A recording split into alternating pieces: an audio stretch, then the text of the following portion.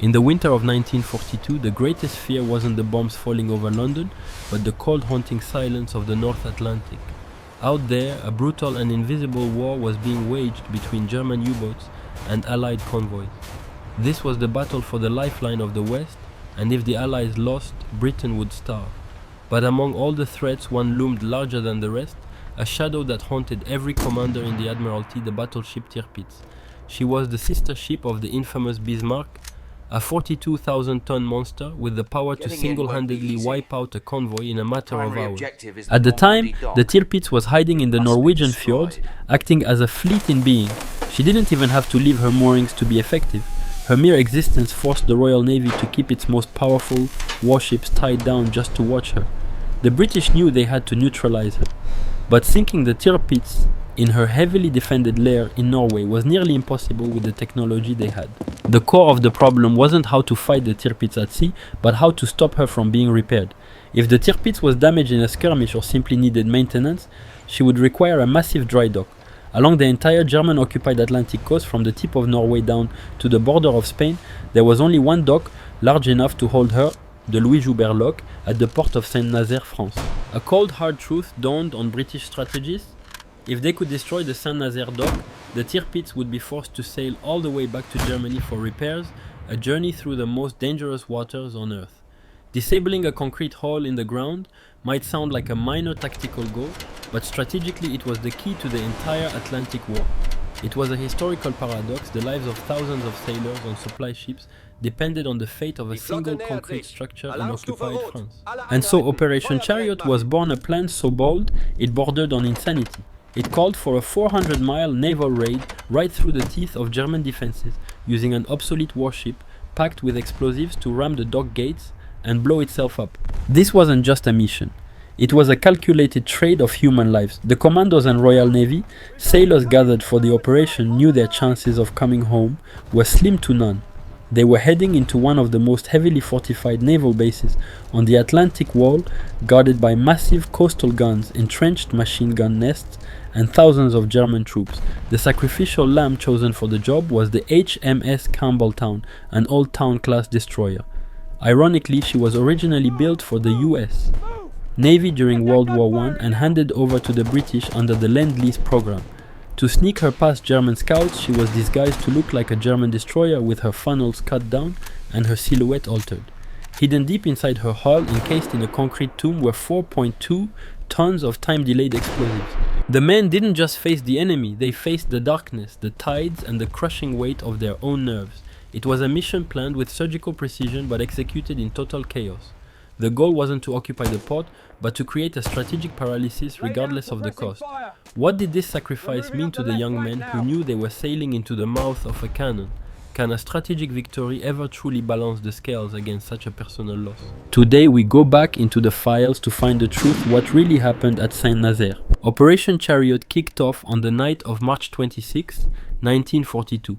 The strike force consisted of the Campbelltown and 16 smaller vessels, mostly motor launches and torpedo boats, carrying 611 men, including 256 soldiers from number. 2 commandos. The small boats were supposed to support the Campbelltown, land the commandos to sabotage the port's infrastructure, and then pull everyone out if they were still standing. The port of Saint-Nazaire sits 8 miles up the Loire River. The approach was a gauntlet of searchlights, shore batteries, and over 5,000 German troops. While history often focuses on the raw courage of the commandos, the initial success of the raid came down to a brilliant psychological bluff. Under the command of Commander Robert Ryder and Lieutenant Colonel Charles Newman, the flotilla used a clever trick.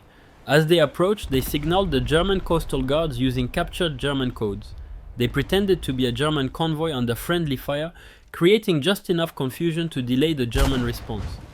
Those 15 minutes of hesitation were pure gold, allowing the Campbelltown to bypass several major checkpoints without taking a direct hit. But as they closed in on the dock gates, the bluff ran out. German searchlights sliced through the night, exposing the Campbelltown's thin disguise. Suddenly the world turned into a hurricane of fire. Hundreds of machine guns, 20mm flak cannons, and 88mm heavy artillery opened up from every direction. The sound was deafening, the roar of cannons, the screech of armor-piercing rounds hitting steel, and the shouts of men.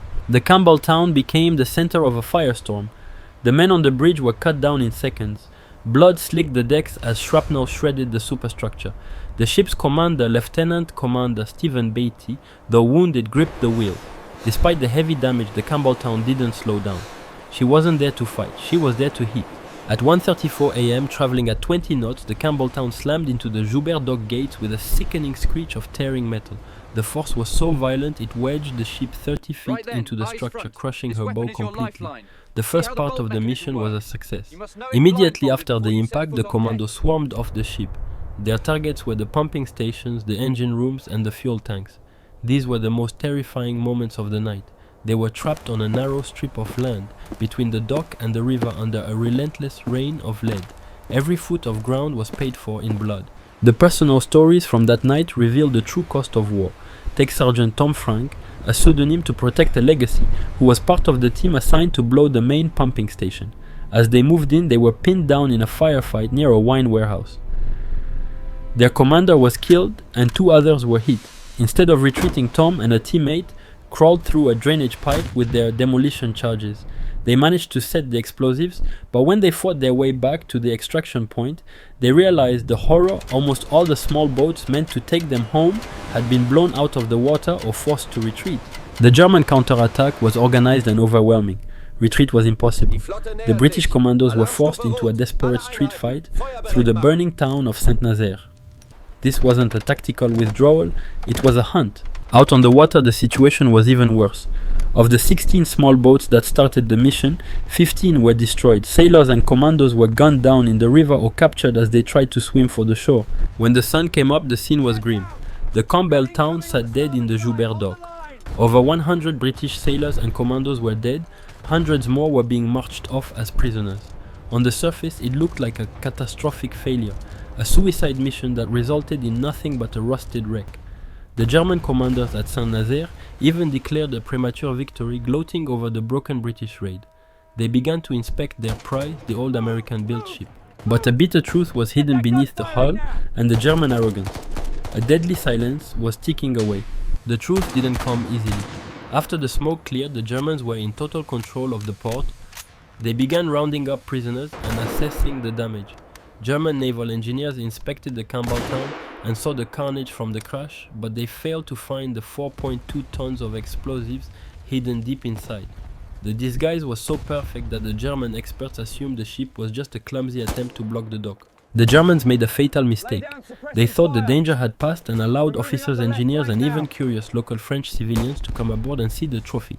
At 10:35 a.m. on March 28th, nearly 10 hours after the crash, the time delay fuses finally reached their end. The 4.2 tons of explosives turned the Campbelltown into a massive fireball. The Joubert Dock gates, a massive concrete structure built to withstand the pressure of the ocean, were vaporized. The shock wave shattered the foundation and the internal machinery of the entire complex. That explosion was the climax of the strategy. Hundreds of Germans, including high-ranking engineers and soldiers who were on or near the ship, were killed instantly. The dock was completely destroyed, rendered useless for the rest of the war. But the chaos didn't stop there. Just as the Campbelltown explosion sent the Germans into a panic, 2 delayed action torpedoes fired by British small boats earlier in the night finally went off near the harbor. The physical damage was minor, but the psychological impact was devastating. The Germans believed a second wave of attack was starting.